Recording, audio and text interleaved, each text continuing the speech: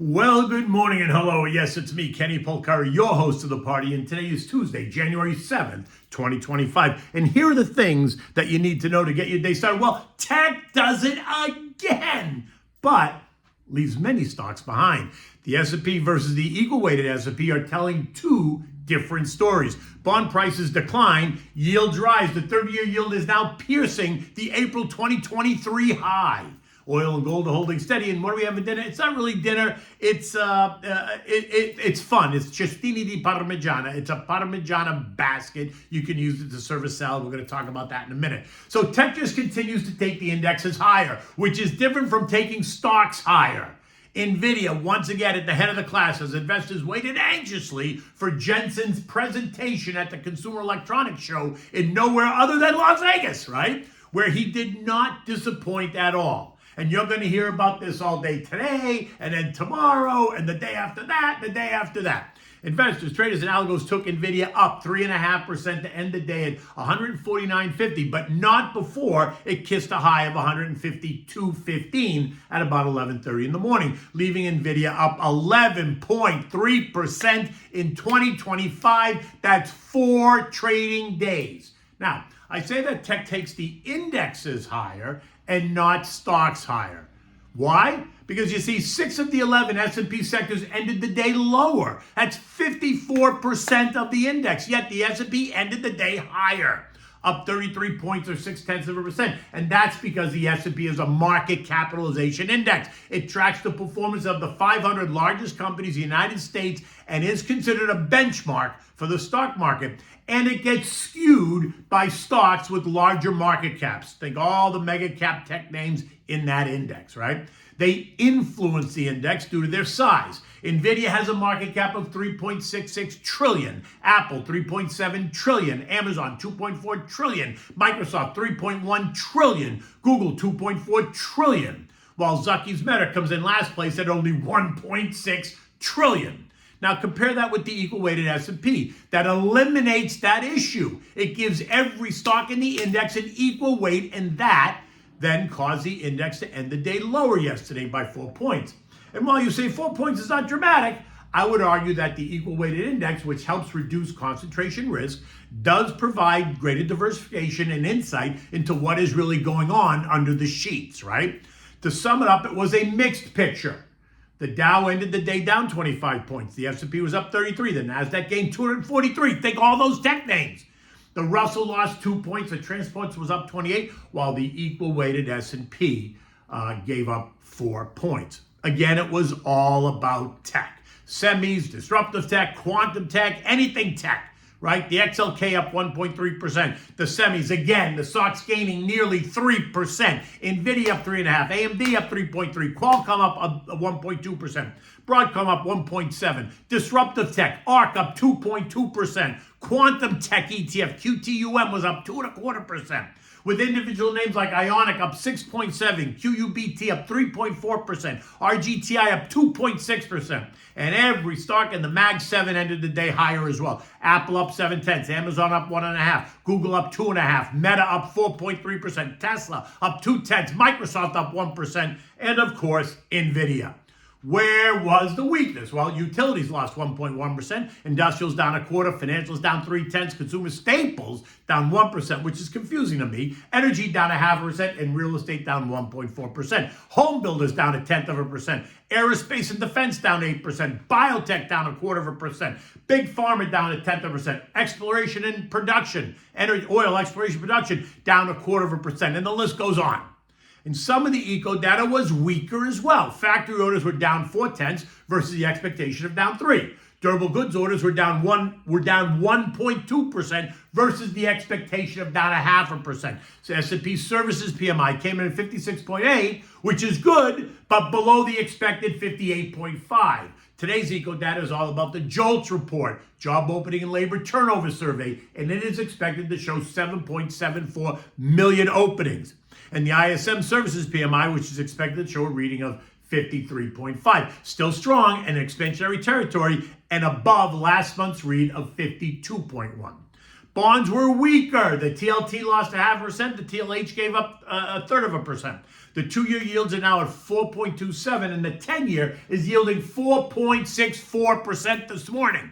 I discussed this at length in yesterday's note, how Janet Yellen was playing the system by financing our debt with short-term debt rather than their longer-term debt. And that's going to be an issue for the new Treasury Secretary and the new administration as the short-term debt comes due and it has to be financed with more expensive debt. Yesterday's 30-year yields hit 4.87%, surpassing the April 2024 high of 4.84. And a look at the charts on the 2s, the 10s, and the 30s all suggest that higher yields are coming. Now, again, rising yields are not necessarily an issue for stocks, unless, of course, the economy starts to fail. Then it's all bets are off. But rising yields will be an issue if inflation rears its ugly head again and the Fed changes course and has to raise rates in 2025 versus cutting rates in 2025. Yesterday, Fed Governor Lisa Cook made that very clear, saying that the Fed needs to be cautious with any further rate cuts, saying, and I quote, since the Fed began cutting the benchmark policy rate in September, the labor market has been somewhat more resilient, while inflation has been stickier than I assumed at the time. She also tossed in her conversation about how she felt about stocks, right? Saying basically that they're priced to perfection and that the risk of a downturn is building. Again, nothing new, but it is a confirmation, from inside the Fed that prices are stretched, which translates to don't be so quick to price in multiple rate cuts this year. Something I've been very clear about. My fear is and has been that the Fed is going to surprise us and either leave rates unchanged or be forced to raise them. Now, on the other side, we had our friends at Goldman Sachs. Of course we did. They came out and said that they're seeing a short-term tactical bullish setup for U.S. stocks driven by institutional money and a lack of selling, which is comical. Why? Because there isn't a lack of selling. Every trade has both a buyer and a seller. What did Goldman say when the markets gave back more than $1 trillion at the end of December? Was that a lack of selling? I mean, it's crazy, right? What they say, but it's not a lack of selling. It's just the tone of the day. Will the tone cause the buyers to be more aggressive, causing prices to rise? Or will the tone be a bit more negative, causing sellers to be more aggressive and prices to fall? It's not rocket science. This is just Econ 101, supply and demand. That's what it is. And the guys at JP Morgan, they're saying that, quote, while the risks to this fierce rally are mounting, a bearish downturn remains extremely unlikely amid this strong economic growth. Now, the key phrase here is extremely unlikely, so watch what happens next, right? And here is where I'll tell you to keep your eyes on the VIX, right, which is the fear index. Currently, it's trading slightly higher than what's considered complacent, right? But feels a bit anxious to me. The trend lines are all converging right here between 16.15 and 17.25. This morning, the VIX is up 20 cents at 16.26. A push up and through 17.25 is going to see the VIX spike and stocks retreat. The size of that move lower will depend on the headline that causes the spike higher in the VIX. Oil is holding steady at $74 a barrel, and gold is trading at $26.58, kind of right where it's been. So nothing really new to discuss there. You know all the story behind both of those. U.S. futures this morning are mixed. Dow futures up 43, the S&P is up 4, the Nasdaq's down 10, while the Russell is up 4 points. Fed President Tommy Barkett is due to speak today, and Fed Governor Chrissy Wallace speaks tomorrow. Thursday, the markets are closed because of the Carter funeral, the President Carter funeral. Are going to see Fed's Patty Harker, Tommy Barkett, Jeff Schmidt, and Mishy Bowman all speaking as well. So there's going to be a lot to unpack after we hear what each has to say, especially right ahead of Friday's NFP report. European markets are higher this morning. Eurozone CPI come in at up 1.8% year over year versus the expected 1.9%, so that was better. While German inflation was stronger than expected at 2.9% versus the expected 2.6%.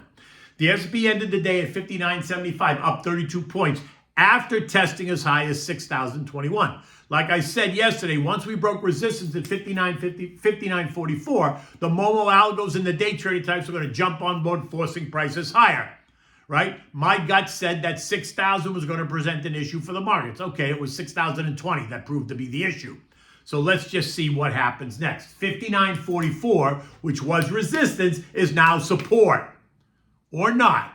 So hold on to your hats. Let's go and let's see what happens. Remember, as a long-term investor, you need to remain focused on the risk and the return potential. History demonstrates that a well-planned, long-term, focused, and diversified financial plan can withstand virtually any market surprise and related bout of volatility. Okay, so here's this little kind of exciting dish you could put on your dinner table when you're having guests. It's Cestini di Parmigiano. They're really Parmigiana baskets, right? So you mold this melted Parmigiana cheese into a basket and you fill it with like a salad. It's a great way to impress your guests and when you have a dinner party, and they are simple to make. All you need is a fresh grated Parmigiana cheese, some parchment paper, and a glass with a rounded bottom on it, right? Now, in a frying pan, you're going to place the parchment paper in the frying pan and then spread the cheese on top of the parchment paper. Turn the heat up to high. Let the cheese melt on the parchment paper. Once it's all melted, take it off the heat with the parchment paper. Count to 10, and then take it and with the parchment paper, fold it around the bottom of the rounded glass, kind of holding it to the shape of the glass. As it cools, the cheese is going to get hard and it's going to take the shape of the glass. Remove the parchment paper and then remove what is now the basket. Now, you can use this basket as a salad cup. So you're going to make the salad of your choice and then fill each cup with that salad, maybe topping it with some sliced cherry tomatoes or whatever you like. And then you present it at your dinner table. It's just an interesting way to have a salad. And then you can eat the cup because it's just cheese, so you can break it apart after you eat the salad and just eat the cheese. In any event, it's you'll like it. Your guests will just think it's great, and they're simple to make. Until tomorrow, I am Kenny Polcari. Take good care.